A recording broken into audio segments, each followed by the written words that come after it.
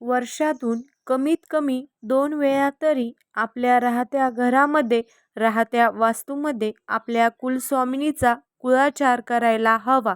मग ती वास्तू आपली स्वतःची असू देत किंवा आपण भाड्याने राहत असू देत.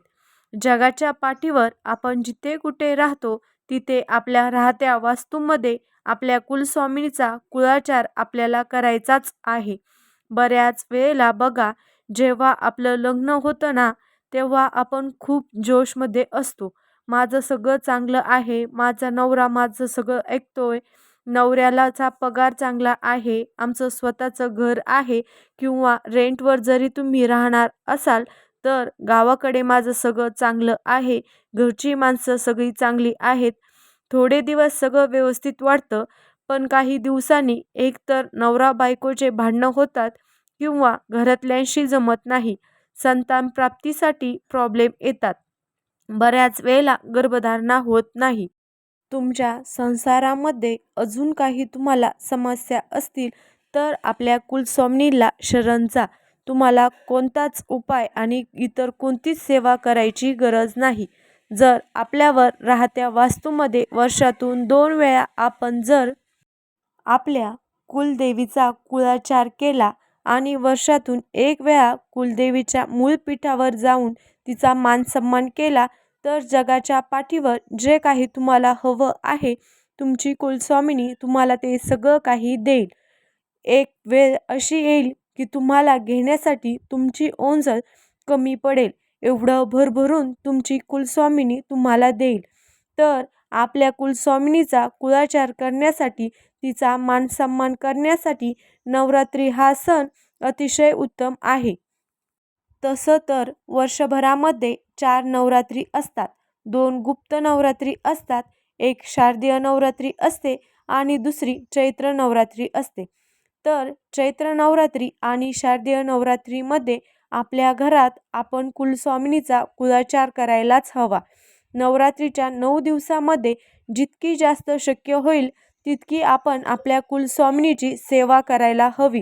कारण नवरात्रीच्या 9 दिवसामध्ये देवी तत्व हे संपूर्ण ब्रह्मांडामध्ये सक्रिय झालेलं असतं.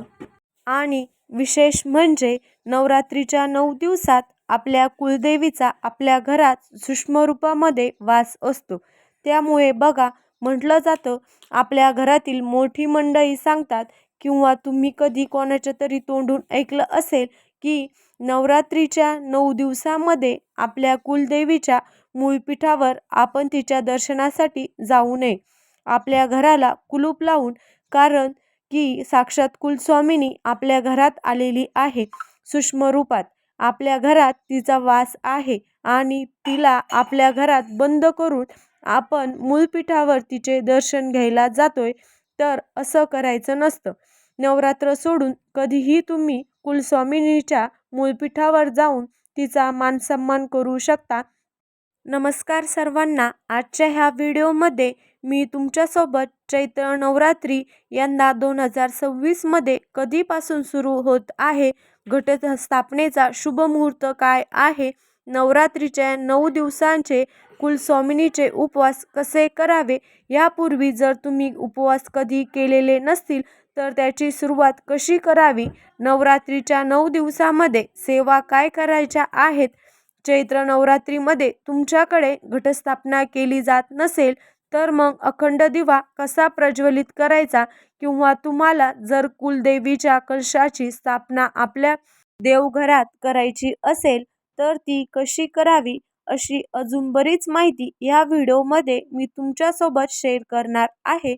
यंदा 2026 मध्ये 19 मार्च गुरुवारी चैत्र नवरात्रीला सुरुवात होत आहे आणि 27 मार्च रोजी शुक्रवारी नवरात्रीची सांगता होणार आहे.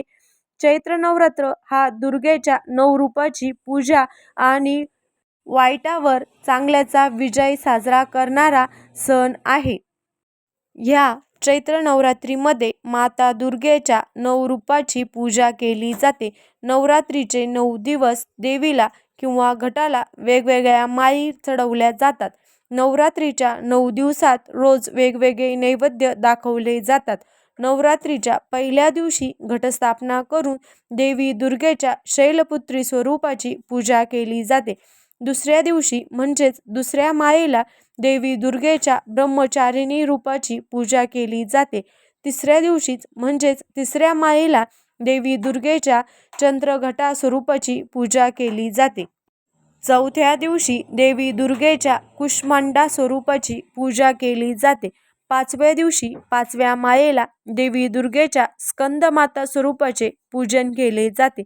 सहाव्या दिवशी दुर्गेच्या कात्यायनी स्वरूपाचे पूजन केले जाते. सातव्या दिवशी देवी दुर्गेच्या कालरात्री स्वरूपाची पूजा केली जाते. आठव्या दिवशी देवी दुर्गेच्या महागौरी स्वरूपाचे पूजन केले जाते. नवव्या दिवशी रामनवमी ह्या दिवशी नवरात्रीची सांगता केली जाते. म्हणजे जी आपण घटस्थापना केलेली आहे ती हलवली जाते. घटस्थापना तुमच्याकडे नसेल तर तुम्ही अखंड दीप प्रज्वलित केलेला असेल तर तो हलवला जातो. आणि काही जण 9 दिवसाचे उपवास केलेले असतील तर ते सुद्धा ह्याच दिवशी सोडले जातात. आता तुमच्या घराण्याच्या रूढी परंपरेनुसार उपवास सोडणे, कुळाचार करणे किंवा घट हलवणे ह्यामध्ये थोडाफार बदल असू शकतो. कारण का बघा, बऱ्याच जणांकडे नवमीच्या दिवशी घट हलवले जातात, त्याच दिवशी कुळाचार करून उपवास सुद्धा सोडला जातो. बऱ्याच जणांकडे अष्टमीच्या दिवशी कुळाचार असतो आणि त्या दिवशी उपवास सोडले जातात. बऱ्याच जणांकडे तर सप्तमीच्या दिवशी सुद्धा घट हलवले जातात आणि त्या दिवशी उपवास सोडले जातात.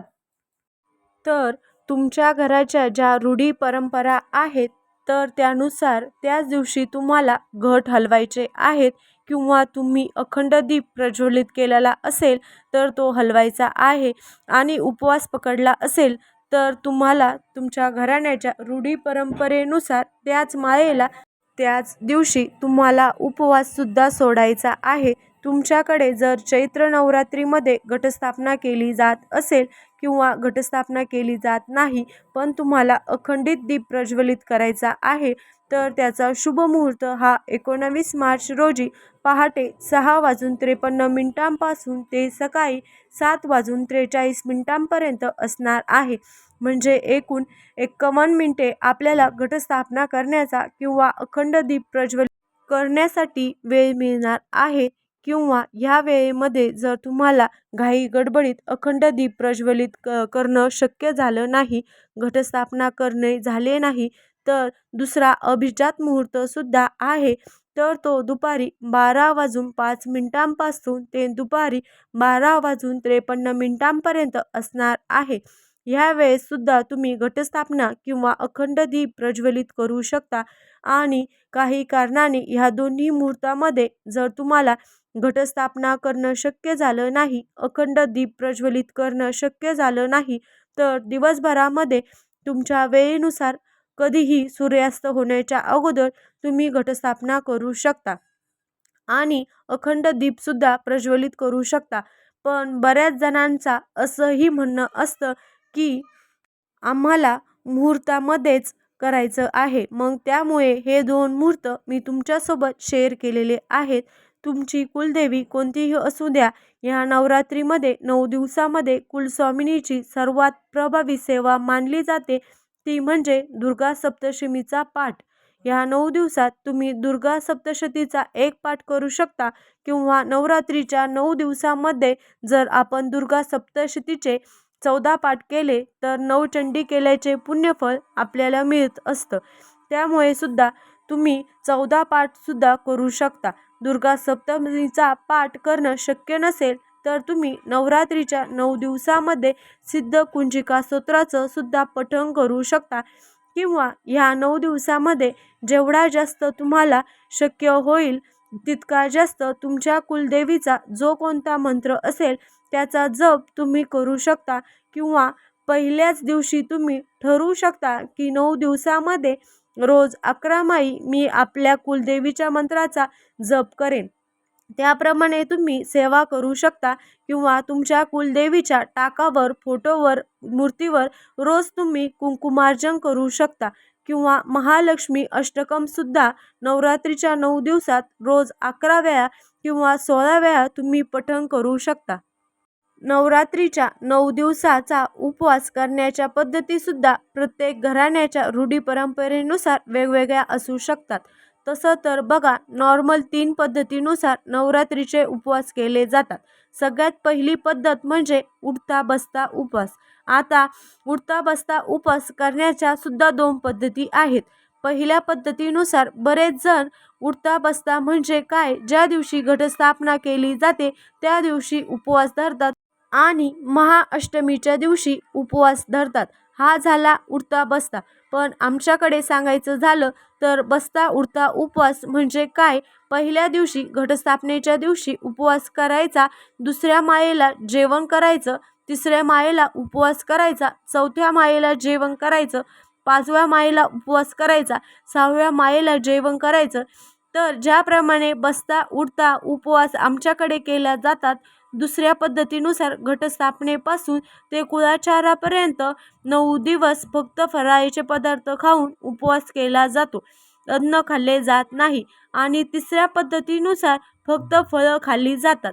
9 दिवस आणि फळावरच उपवास केले जातात. त्यामुळे तुमच्या कुटुंबातील जी श्रेष्ठ मंडळी आहेत, तुमच्या भावकीतील जी मोठी मंडळी आहेत, त्यांना विचारा की आपल्याकडे नवरात्रीचे उपवास कशा प्रकारे केले जातात आणि त्याच प्रकारे तुम्ही ते 9 दिवसाचे उपवास करण्याचा प्रयत्न करा. कारण आपापल्या घराण्याच्या ज्या रूढी परंपरा असतात त्या आपल्या घराण्यातील मोठ्या मंडळींकडून जाणून घेणं, त्या पाळणं, त्या पुढे चालू ठेवणं आणि त्याच पद्धतीने आपले सणवार साजरे करणे हे आपले प्रथम कर्तव्य आहे. तुम्हाला जर पहिल्यांदा नवरात्रीचे 9 दिवसाचे उपवास सुरू करायचे असतील तर घटस्थापनेच्या दिवशी संकल्प करायचा आहे. आता तुम्हाला जर आजीवन तुम्ही जोपर्यंत आहात तोपर्यंत उपवास करायचे असतील तर त्या संकल्पामध्ये तुम्हाला असे म्हणायचे आहे की मी कायमचे उपवास करणार आहे. तुम्हाला जर 5 वर्ष, 7 वर्ष, 11 वर्ष किंवा 3 वर्ष उपवास करायचे असतील तर त्याचा सुद्धा तुम्हाला त्या संकल्पामध्ये उल्लेख करायचा आहे आणि आणि त्या संकल्पामध्ये ज्याचा उल्लेख केलेला आहे तेवढे वर्ष तुम्हाला हे नवरात्रीचे उपवास करायचे आहे. आणि हे उपवास करताना जर तुमची एखादी काही इच्छा असेल तर आई जगदंबेकडे, तुमच्या कुलस्वामिनीकडे तुम्हाला काही मागायचे असेल तर ते सुद्धा तुम्ही मागू शकता. जसे की तुम्हाला संतान प्राप्ती व्हावी किंवा तुमचा संसार सुखाचा व्हावा, तुमचा उद्योगधंदा व्यवसाय असेल तर त्यामध्ये तुमची भरभराट व्हावी किंवा अजून काही तुमच्या इच्छा असतील तर ते त्याचं मागणं मागायचं आणि नवरात्रीचे उपवास तुम्ही सुरू करू शकता. चैत्र नवरात्रीमध्ये बऱ्याच जणांकडे घटस्थापना केली जात नाही. तुमच्याकडे जर परंपरेनुसार केली जात असेल तर तुम्ही नक्कीच करू शकता आणि तुमच्याकडे नवरात्रीत घटस्थापना नसेल तर नक्कीच आपल्या देवघरासमोर किंवा तुमच्या कुलदेवीच्या फोटोसमोर, त्या मूर्तीसमोर आपण अखंड दीप प्रज्वलित करू शकतो किंवा मंगल कलशाची स्थापना सुद्धा ह्या नवरात्रीच्या 9 दिवसामध्ये आपण आपल्या देवघरामध्ये नक्कीच करू शकतो.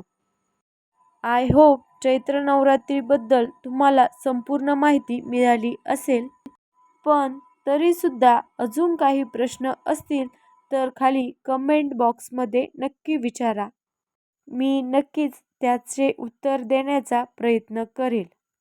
आणि अशाच माहितीपूर्ण व्हिडिओसाठी आपल्या चॅनलला सबस्क्राईब करून घ्या. व्हिडिओ आवडल्यास लाईक आणि शेअर करा. धन्यवाद.